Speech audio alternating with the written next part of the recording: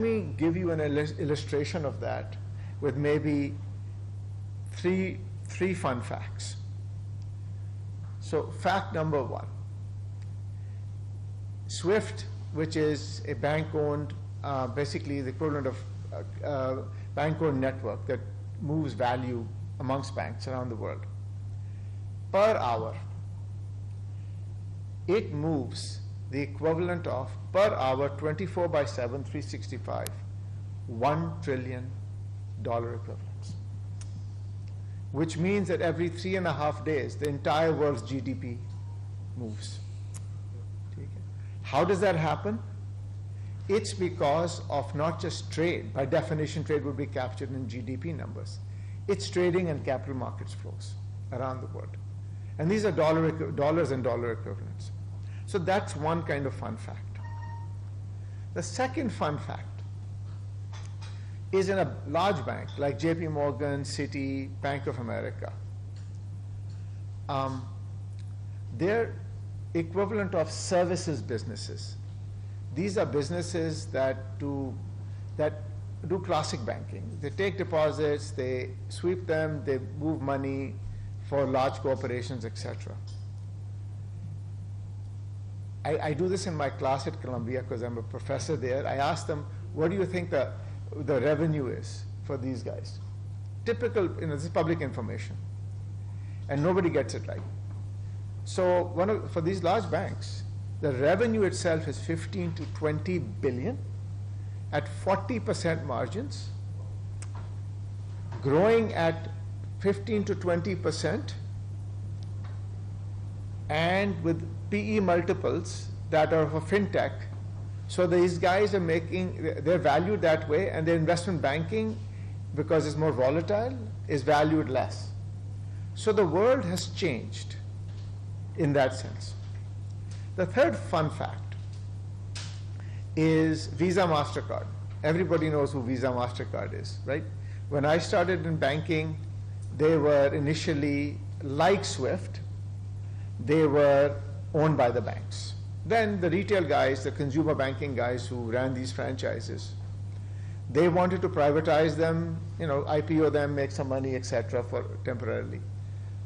Sidebar, I didn't let that happen to SWIFT because we wanted to, the banks, we wanted to be a bit more careful about that. So Visa, MasterCard, each one of them today, once they were in a bank association, each one of them today has a market cap larger than any bank. Any bank.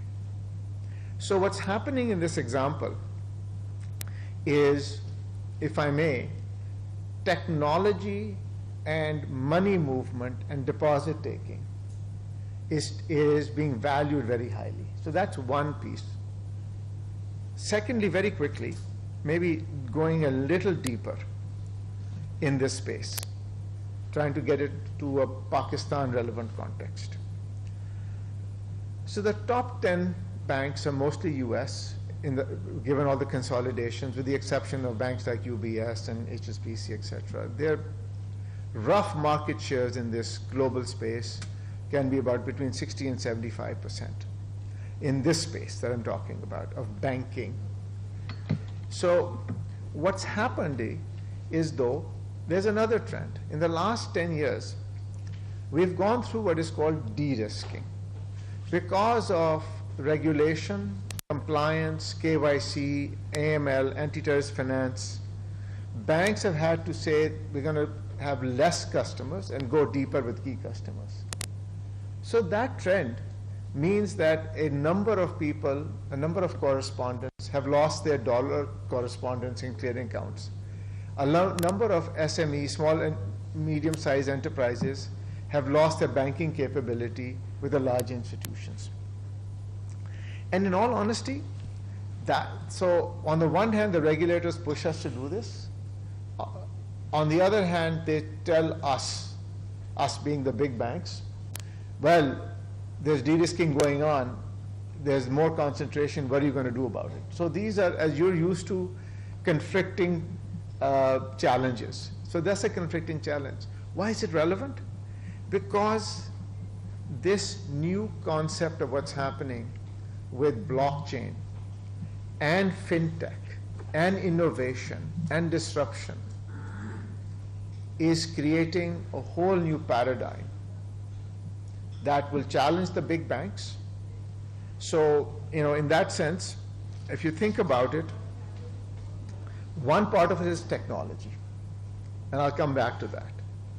Another part is we have so much money available to invest in venture capital and PE firms. I'm an LP at one of the FinTech investors. Where everybody's looking to invest. There's more money than what is available to be invested. That's the irony, which comes back to they need to geographically expand where they invest. Now, and the third is, what's happening is the definition of money is changing. Not what money is, but how money is used.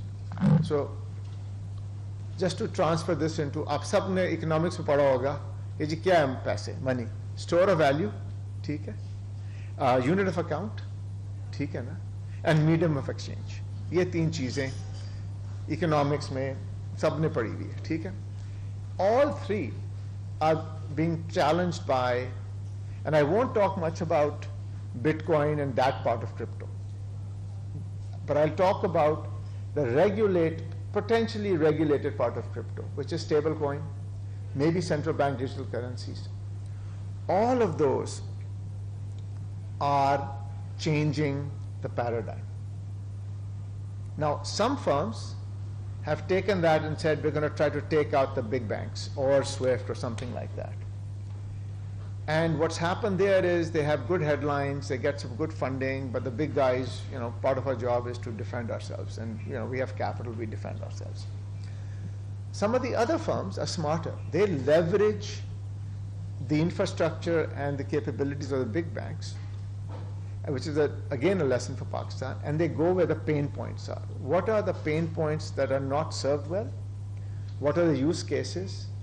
And try to win there. And here I'll give you one example. There are many, but my favorite example is Wise. Wise is a firm, and I'll tell you a little bit of personal history here, just to make it interesting and anecdotal. World Economic Forum at Davos every year, for years you go there, you meet central bankers, you talk to people, and then suddenly these entrepreneurs show up as well. And then, so everybody's talking, and there's a bit of headline news, but the real meetings, as usual, go on behind the scenes. So these two young guys from Estonia show up, and they want to talk to myself and the CEO of SWIFT about what they're trying to do, leveraging the banks in SWIFT, but also with good technology, making it easy for the lower-end customers to do business. So we talked, we said, this is pretty hard, it's going to be hard to convince everybody, let's pass on it. Okay, I'll shorten the story. 5 years later, they started the company. They were giving us an entry point at almost nothing. 10 years, each one of the two young men is worth $1 billion each. And so that's an example. And my CEO and I said, we're pretty well educated, we know this stuff, but the world is changing right in front of us, right in front of us, right? And I can go deeper as to what they try to solve for, but that's getting more technical about, what cross-border business, etc. So maybe the third point isn't commercial. And then love some questions on this. The third point is geopolitical. Because whenever money moves cross-border, you know better than I do that political issues come into context. So for the last 40 years, we've all benefited from free flow of goods, free flow of capital, and free flow of people. The economist Ian Bremmer calculates that's added 2 percentage points of growth every year. It's been fundamentally traumatic. Now we all know that the world is getting more fragmented and more polarized. Nowhere is it more dramatic than after Russia invaded Ukraine and the US and Western Europe imposed sanctions first on the banks, and then they demanded that SWIFT cut off Russia. That's not the relevant part. The relevant part here is when somebody does that, and then if you're China and you're the PBOC of China, which is the second largest economy and the second largest flow of money and trade in the world between the US and China, you start thinking, what's my plan B? And my conversations with the PBOC in Beijing, they were literally saying, well, they were asking lots of questions. Let's leave it at that. So what that has done, it's created the concept of, and you've all been talking about it, the dollar is the world's reserve currency. About 65 to 75% of value moves with a dollar leg, and people keep reserves there. So there's a whole conversation on, quote, de-dollarization. We can get deeper into that, but people like Ken Rogoff at Harvard basically believe that it's going to happen. Other people believe that, like John Lipsky at the Atlantic Council, that no, the US has other ways of making sure it doesn't happen. But regardless, what is happening there is not just the movement of money. If I may add one more angle, the US has very deep capital markets.